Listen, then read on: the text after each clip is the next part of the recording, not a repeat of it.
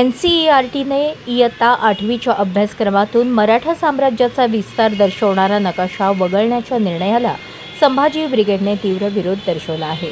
पूर्वी असलेला मूळ नकाशा कायम ठेवावा अशी मागणी भारताचे शिक्षण मंत्री धर्मेंद्र प्रधान यांना ईमेलद्वारे करण्यात आली आहे. आधी नकाशात बदल करून काही राजपूत राज्ये वगळली गेली, त्यानंतर संपूर्ण नकाशाच काढून टाकण्यात आल्याने नाराजी व्यक्त होत आहे.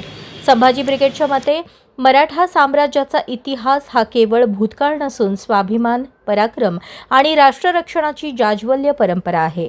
छत्रपती शाहू महाराजांच्या काळात मराठ्यांचा विस्तार दिल्लीपासून अटकेपर्यंत झाला होता. राजस्थानातील रामपुरा, बुंदी, कक्कोर, पाटण, मेरठा आणि मालपुरा या मोहिमांमधून मराठ्यांची युद्धनीती आणि उत्तर भारतातील प्रभाव स्पष्ट दिसून येतो. अशा गौरवशाली इतिहासाचे प्रतिनिधित्व करणारे घटक अभ्यासक्रमातून हटवणे दुर्दैवी असल्याचे ब्रिगेडने नमूद केले. इतिहास हा सत्य आणि पुराव्यांच्या आधारेच पुढील पिढ्यांपर्यंत पोहोचला पाहिजे असेही त्यांनी सांगितले.